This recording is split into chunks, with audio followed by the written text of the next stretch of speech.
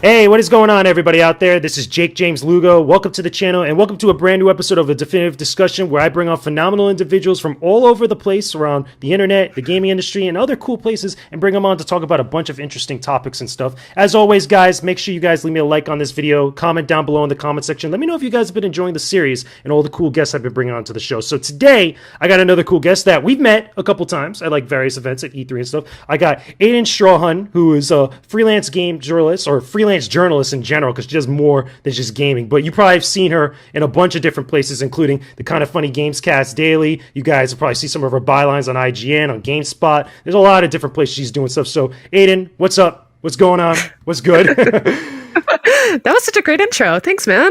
Yeah. It's going good. How's it going for you, love? I'm doing all right. I'm over here working, having coffee late in the day. I think that a lot of us that were working a lot were having coffee at like random points in the day, especially at night, which is not good. Oh, yeah. Well, no, definitely limit your caffeine at night, man.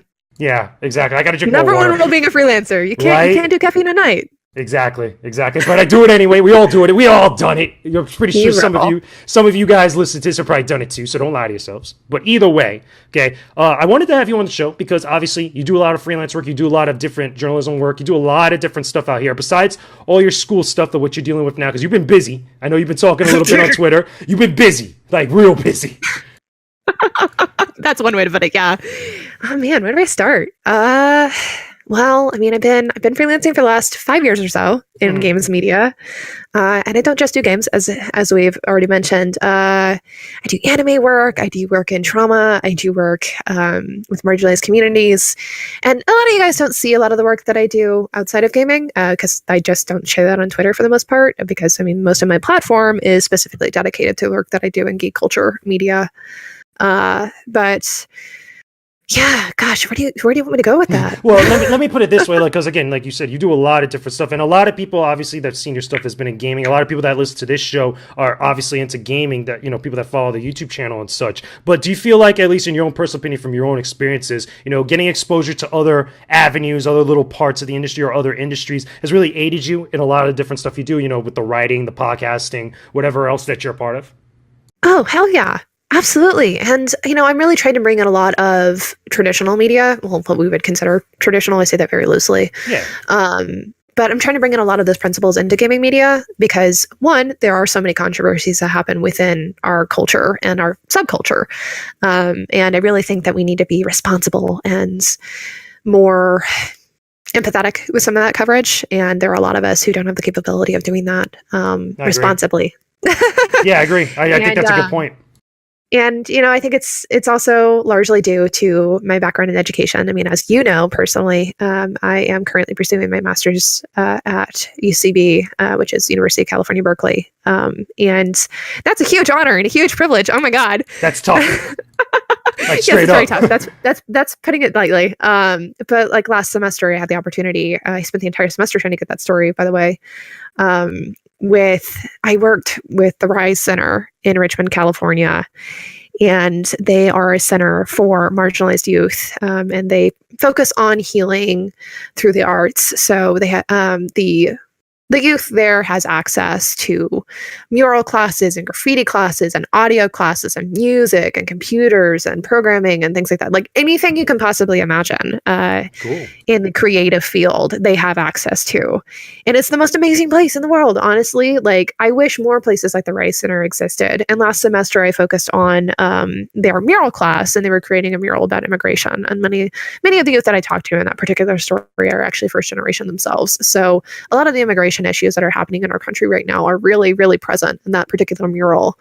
And it was a really powerful and impactful story to me.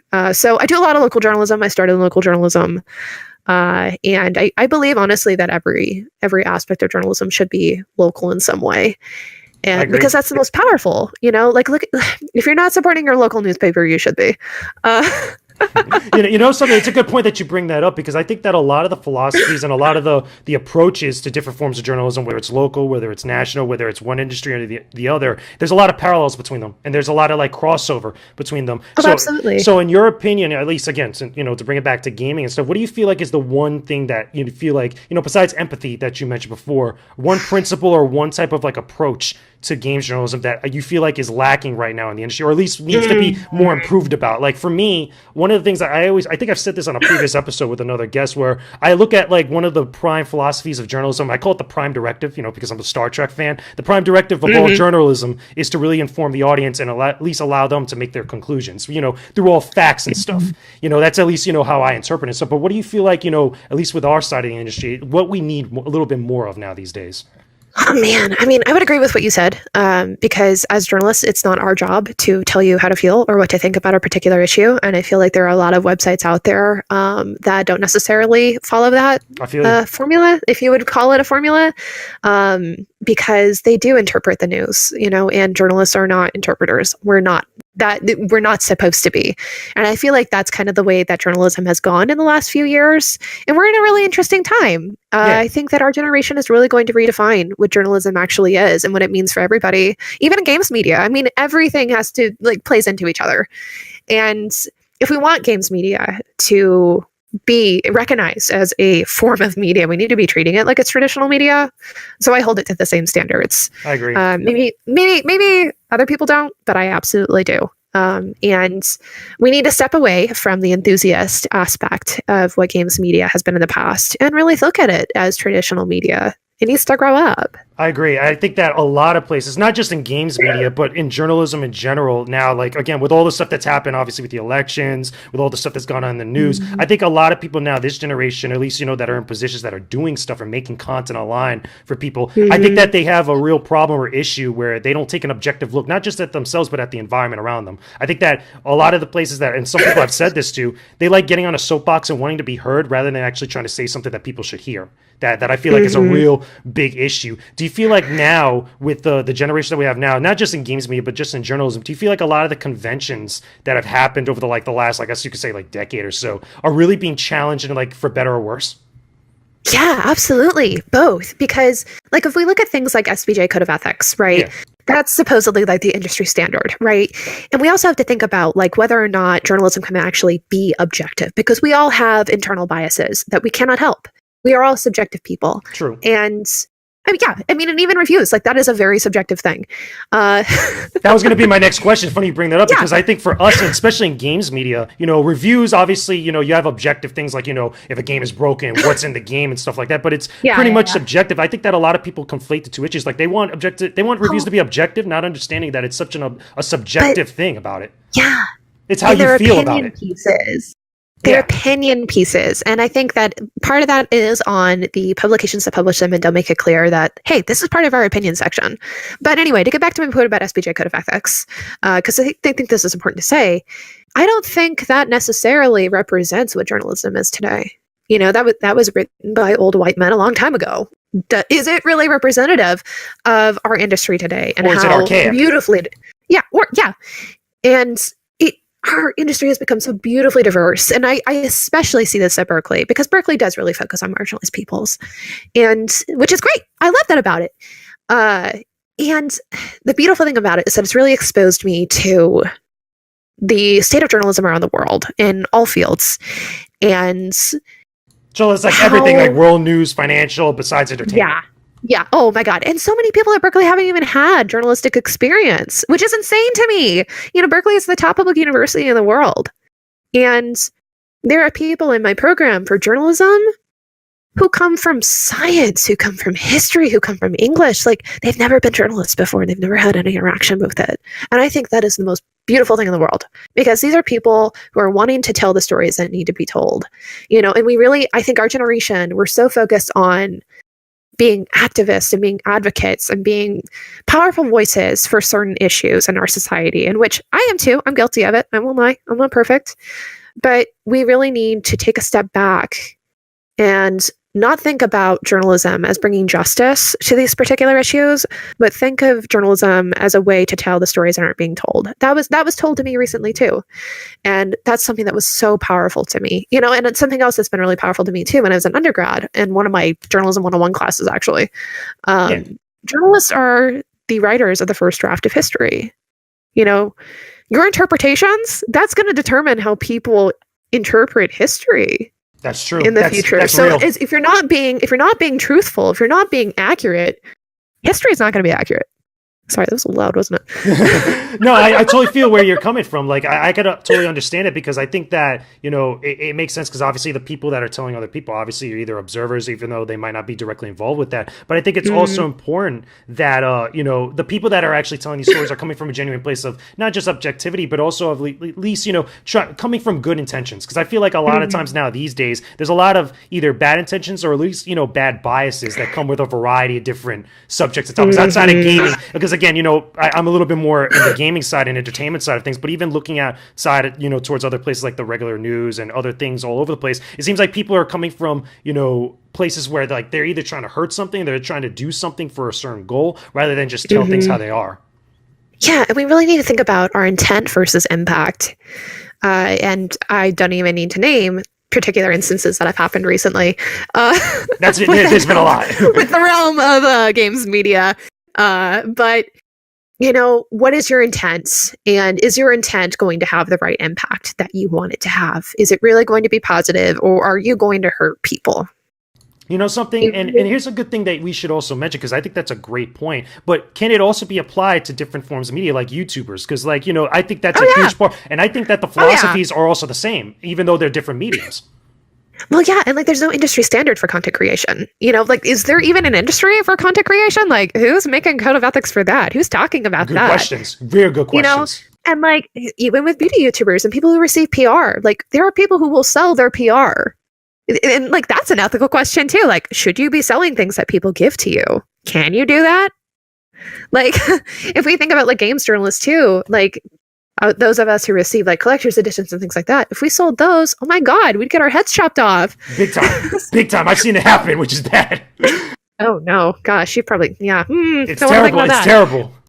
But yeah, if we do that, and that's bad, then why can other people do it? And why aren't they being held accountable? Right? I think it's a double standard, all over the place. And I think also it's just the two industries, I feel or at least the people in the industries that are in places that have loud voices and loud followings of people that will listen, where whatever they say becomes okay, or at least it's okay in one instance, it's not okay in the other. I think that everybody's very scared, or at least, worried about being that industry or being that entity that comes out to be no, this is how things should be done, because I think they're more afraid about the consequences rather than actually having the conversation.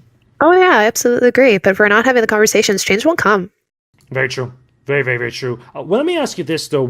Specifically in gaming, specifically whether it's games media or even just, being a consumer of games or just an observer of games. I can't even talk today. Observer of games.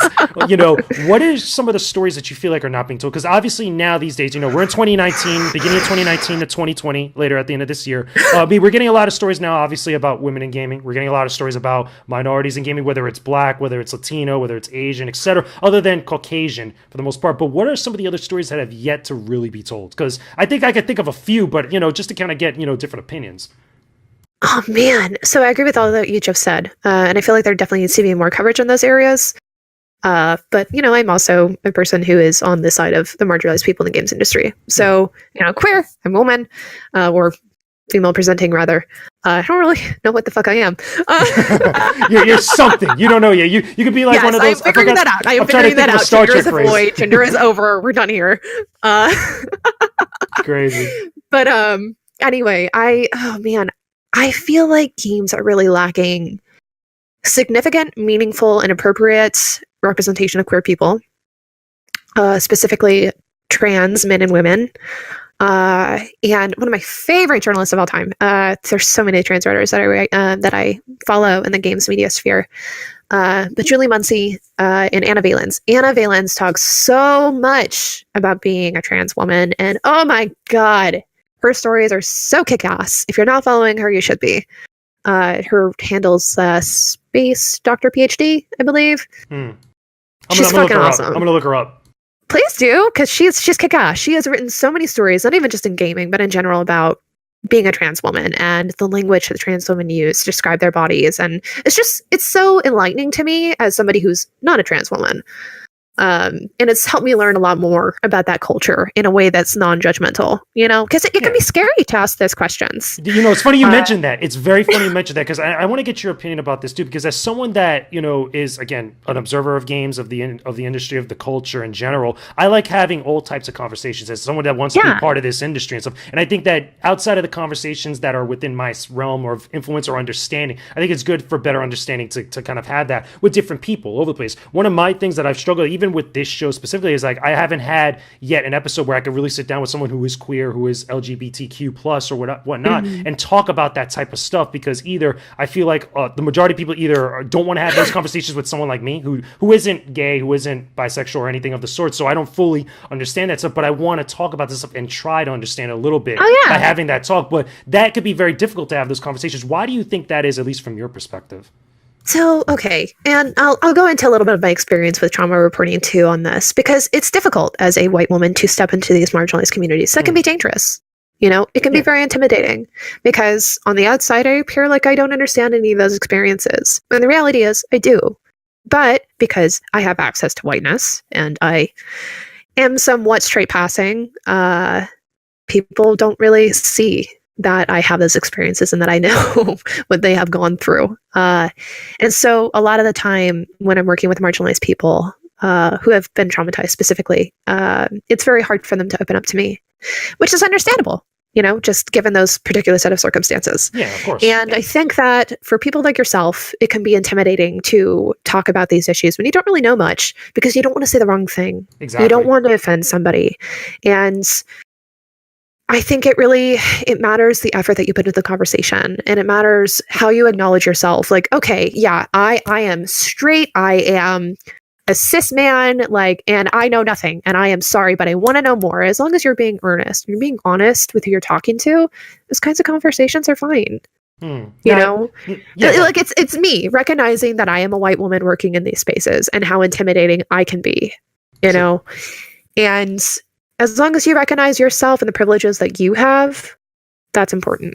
Now, let me ask you this. That's a good tangent to that. Like, do you think that sometimes a lot of people get a little bit too caught up where they feel like a lot of those types of conversations at times, even though they might have great intentions, could be a little bit condescending to different groups here and there? For example, like, again, talking about women's issues, talking about feminism, talking about women in gaming, or talking about, again, queer issues, LGBTQ stuff in gaming. You know, again, I use gaming just because that's the sphere I know and stuff. A lot of people on the outside that are just hearing these discussions or seeing these types of things be talked about, some of their first initial reactions would be like, oh, they're just trying to be, for whatever reason, a lot of people are throwing around the term SJW, which I think is stupid. I think that's a very condescending, that's a very condescending term when it's like trying to, you know, put it and label it as different things that like maybe like you're gonna have a problem with. But I feel like a lot of people kind of run to that type of reaction because they feel like, oh, those types of conversations are just talking down to me because I don't understand them. That's at least what I gather around me. That's not something like me, because again, I want to have those conversations. I want to learn. I want to listen and do that stuff. And I'm pretty sure you do as well. But like, why do you think that is, though?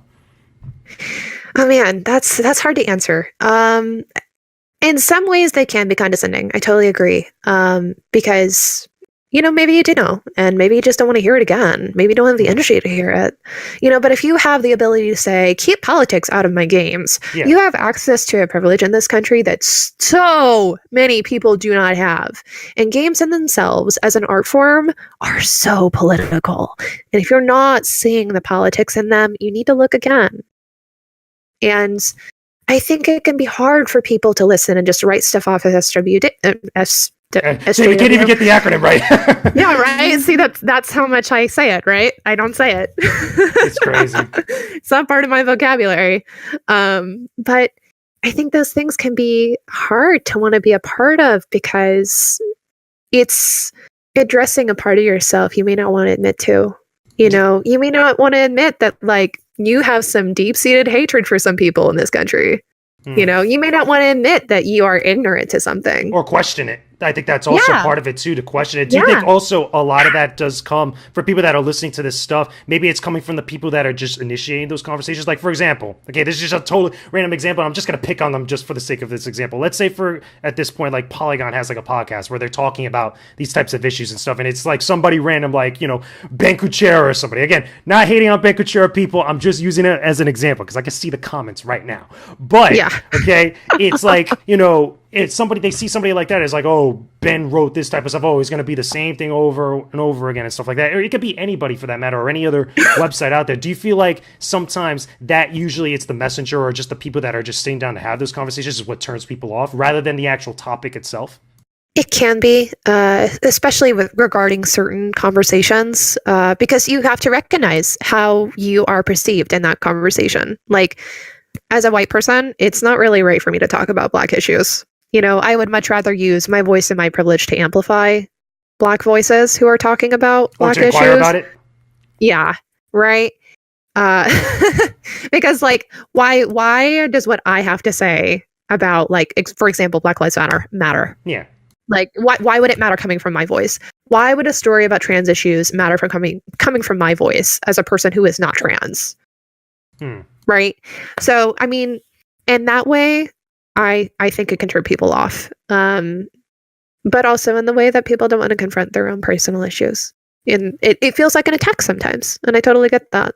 I feel you. I think I could get behind that. That's interesting. And again, that's a different perspective where I feel like a lot of people aren't open enough to talking about it, or at least not confront. I don't want to say confronting it, but at least acknowledging it, like doing some Michael Jackson man in the mirror stuff and just asking the questions. I feel like, I think that especially in gaming, that's a big issue. I'm on all sides of the equation where people like struggle with at least, tackling those issues while actually, acknowledging certain things, or at least, being willing to listen and compromise. I feel like that's a big problem stuff. But here's a good way to kind of wrap this up. I think this is kind of interesting. What is a good thing, despite all the stuff that we said right now, that you feel like, at least from your perspective, that the industry is kind of, going in a certain way that's positive for us? Because we talked a little bit about the negative. I think that we talked about a lot about that stuff. But what is one thing that you feel like is very positive, that's a good thing happening now in 2019 that you want to see, obviously, going into 2020, 2021, etc.? Well, so much. We're going to use so many more marginalized people. And it's fucking great. Oh my God. And so many more young people too. And young people who want to make a difference. I'm no longer the youngest person here. It's great. Right? Yes. I feel like if you saw my first episode with Greg, that I did on Kind of Funny Games Daily with him, he asked me how old I was. I'm 22. Oh, you're younger than me. Oh, snap. I'm a baby. I am literally a child. Right? And so it's so, like, and even when you and I met at E3 a couple years ago, I was like 21, 20 years old. Which is dope. For the record, that's dope. Going to E3 when you're younger like that, I think that's dope. Because my first E3 was like my late 20s is when I had my first E3. Oh my God. So, okay, I have to be honest, like, thank God for Jack. She's the one who sent me to E3 that year during my internship, and it wasn't Paste. Because Paste doesn't send interns to events. Yeah. For obvious reasons. Oh God. Yeah, I won't get into that. Don't worry. But anyway, it was a really great experience and amazing because I had done so much event coverage, especially like in undergrad and in local news and whatnot. So I was ready to tackle it. But it was also kind of a nightmare because that was the year they opened it up to the public for the first time. Oh God, I remember that. Oh yes. Oh. That was insane. But as far as things that are great that are coming to our industry, we're getting a lot more women. We're getting a lot more, well, I should say perceived women, and a lot more marginalized voices. And I think that's so important because everybody comes from a different place and everybody sees nuance in a different way. And I think we all need to really check how we're covering these topics and talking about games and representation. And we're seeing a lot more of it now. And that makes me so happy. I agree. And I think there's also a lot of different places that people could go to actually hear a lot of different versions of that same, or at least those same types of conversations. Yeah. Because again, we got the big websites, we got obviously the outlets online and such. We got obviously YouTube streamers, the podcasts, shows like this. It's all over the place. I feel like we got a bunch of different flavors of like different types of topics that I think that people could take in and actually get even broader, much more interesting and dynamic conclusions, which I think is very cool overall. Yeah. And then like the other thing, which is a big conversation that I've been having on Twitter today and wanted to talk more about, is that we're seeing a lot more people who don't have a traditional education. And that's a good thing and a bad thing, I think. It's a beautiful and catch-22 of the whole entire industry, as I said earlier today, in the sense that you don't have to have a degree to be a games journalist. Every journalist is just a citizen. We are not special. We're not. But having an education, I do believe, makes you a better journalist. And, my relationship with education, I've been open about it before. And for your audience who may not know me, It's kind of a sob story. My life is like a Lifetime movie, to be honest. A Lifetime movie. Yeah, you're gonna go a Lifetime. You could say TNT. I'm just saying, or USA. Look, you know what? That's my friend Alex's quote about it. She's like, "Oh my god, this woman." But anyway, to kind of give you the bridge version, I grew up in a home where I wasn't really expected to graduate high school. I was just kind of expected to be a stay-at-home mom. And that's what my family wanted for me. And I think a lot of those values and things that I grew up with, specifically where I was at, I'm from Southwest Missouri, in the middle of the Bible Belt, has to do with my family and not necessarily the place where I grew up. A little bit, but Yeah. When I was 16, I moved in with my dad to Miami, and I got out of that home. And it gave me the opportunity to finish high school. And I never thought that day would come, to be honest. Graduating high school. Yeah, graduating high school was a big fucking deal. And for a lot of people, it doesn't seem like that big of a deal. It's an expectation, right? And True. Going on to college is an expectation, and I think that's really horrifically toxic.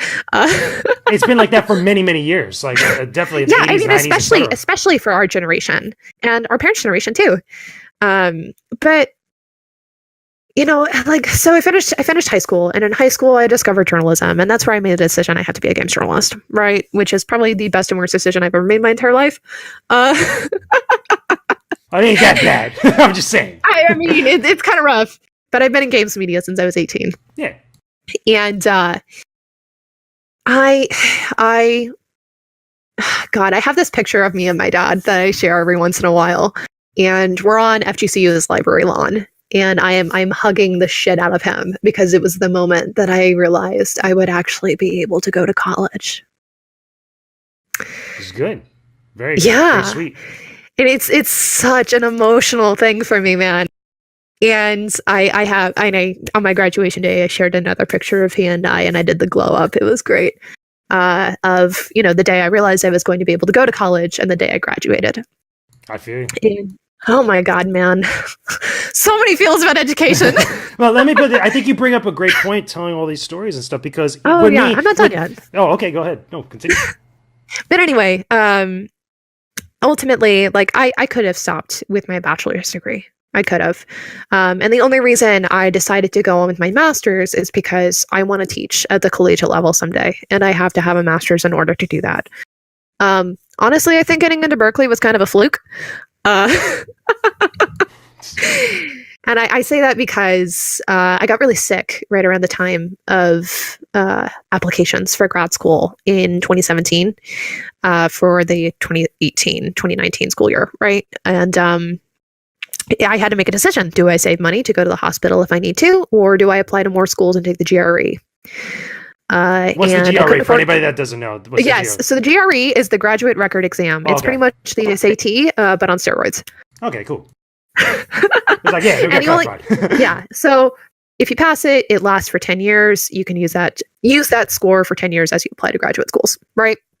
So I ultimately made the decision to apply to the one school that did not require the GRE. And I had less than a 10% chance of getting in, and I got in. Congrats, nice. Yeah. Dope. When they told me at that induction ceremony that 41,000 of us applied for that school year and only 4,100 of us got in, I cried. I cried really hard. Yeah, and that's not a flex. That's a big deal, and if you want to go to graduate school or go to any sort of higher education, you should do it, but really consider how education is going to impact your career and what education is going to do for your goals. Because anybody who's telling you that you have to go into literally lifelong crippling debt because you have to is wrong. Exactly. You don't have to. I can feel this. You don't have to. And like I said before, that's the beauty of the games media industry, is that you don't have to have a degree. I will always advocate for education because it's so emotional for me and it's so powerful for me. I mean, that's the path I chose to propel myself forward. And that path is not for everybody. And it don't gotta be for you. It's fine. Like, the way I see education in journalism at least, is it could be a high school class. It could be an associate's degree. It doesn't have to be an associate's degree. You can just take a couple of courses. You can take courses online. You could get a bachelor's degree. You could have a master's or a PhD, whatever the hell you want. The benefit of an education is that it gives you access to learning about the laws and how to cover sensitive topics and how to be more responsible and ethical and empathetic in your reporting. And it also gives you a space to practice honing your craft and to make connections and learn about new people and new cultures and new spaces and things like that. So there's always a benefit to having an education with journalism. Yeah. But the structure of college is not for everybody. The structure of school in general, really. But I really thoroughly believe, because there are so many of my bosses, even at IGN and GameSpot, don't have degrees. That's you facts. Can make it. Yeah, you can make it. You can do it. Like, you don't have to have an expensive ass piece of paper to justify your existence in this industry. And I feel like this industry has become so exclusive to middle class people who can afford it, and it has such a high air of, well, I need to be the perfect applicant for every job. And I have to have this, and I have to have this sort of credibility, and I have to do this. And the reality is you don't. I feel you on that. Don't. I definitely agree with you on that one. Again, sometimes it can feel like, especially for people like myself, where I can relate a little bit to that, as well as others I'm pretty sure can as well, where sometimes we feel a little bit more like a diamond in the rough because we don't have that access to different stuff like that, whether it's an education, whether it's all the latest software and hardware and stuff. But we do have some of the same. We do have some perspective to contribute. And I think a lot of the times, a lot of that good stuff that could really aid us all in this field gets lost because of that. And it's a shame. Absolutely. And it is a shame because we need more voices like that. When we talk about games criticism and games media, there are a lot of people who are like really hotty-toddy about it and like to use the academic writing, and that's not accessible to the everyday person. Like there's a place for that. There really is. There is a space for academic writing in games media and talking about it in an academic sense, for sure. I agree. But if you're trying to reach the everyday audience, you just can't talk like that. It's isolating. I agree. I think also it's also that people need to talk to people, not towards down to people. I think also. Oh my God, yes. I think that's a huge thing. I was talking about that with another guest I had on this show, and I think it's very, very important. Oh my God, yeah. I get onto my partner about that all the time. So, funny story about Joe. Joe and I have been good friends for a couple of years now. Well, we're more than friends now, but that's not the point. Joseph Noop, he's my partner, and I adore him. I always have. And one of the things that really frustrated me about him and kind of turned me off to him was he sounds a bit arrogant in his writing sometimes because he uses big fancy words. The SAT words. He's just talking about very sophisticated writing. Oh my God, yeah. And it's like, baby, I love you, but come on. Bring it down, son. Bring it down. And like that, I told him that when we actually started dating. He's like, "Oh my God." That's funny. You have to put him in check. Yeah, right. And like, I still get on to him about that in his commas. That's hilarious. Oh yeah, the joys of dating a writer and somebody that does the exact same thing as you. But I mean, that's the thing. Like, there is a space for everything. I really feel. But the space that hasn't really been created is for marginalized voices and people who haven't been able to access equipment or all the latest and greatest gizmos and education. And that's a problem. That's a huge problem that we really need to confront and find solutions to. And I don't know if we'll find the solution anytime soon. I really don't. I mean, I'm working towards things in this industry that I doubt I will ever be able to see the fruition of. Well, I think, and I've kind of accepted that. Yeah, I was gonna say, like, I think it's gonna come with time. Not immediate, not within the next couple of years, but I think slowly but surely things will come with time. And I think it's a lot of stuff to keep in mind. And the more that people talk about it, people like us, people like others that listen and can talk about it in their own circles, I feel like that'll eventually come, which is good, which I think is very important overall and such. Yeah, that's good. But like, honey, we need change now.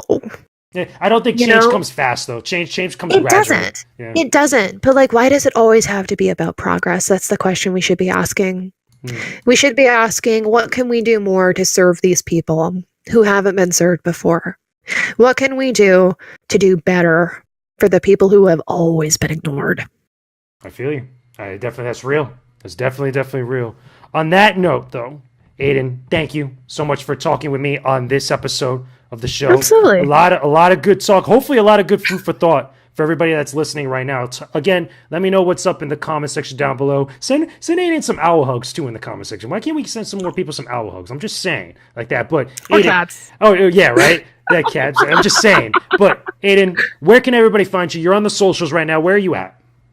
I exist on Twitter. My handle is at astraw with 2 W's, so ASTRAWW. And I also have Instagram under the same handle. Awesome. There's going to be links in the description box below so you guys can go check out all her stuff. And I know you're posting up a lot of stuff every once in a while, like when you're on either kind of funny game shows or you're doing your own work, you're publishing stuff. You usually share it on there, correct?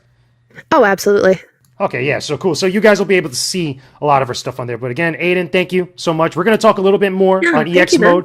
We're going to talk a little bit more on EX mode for Patreon. We're going to dive into some other stuff. So you guys definitely have a lot more stuff to look forward to after you listen to this. Make sure you guys go check me out on Patreon. Again, I have a Patreon page, link in the description box below, that you guys will be able to go check out the exclusive episode that we're going to record in just a second after we finish this one. So also, guys, if you're not subscribed to the YouTube channel, make sure you guys are subscribed to the YouTube channel. I am constantly uploading every single week, not only videos like this, as well as also my reviews and a whole bunch of other great stuff. There's a lot of content on here that you guys need to check out. There's other links down in the description box below so you can follow me on all the socials, but make sure you guys check out all that stuff. There's a lot of great stuff to love. But anyway, we will talk to you guys again very soon. Peace out and stay epic, everybody.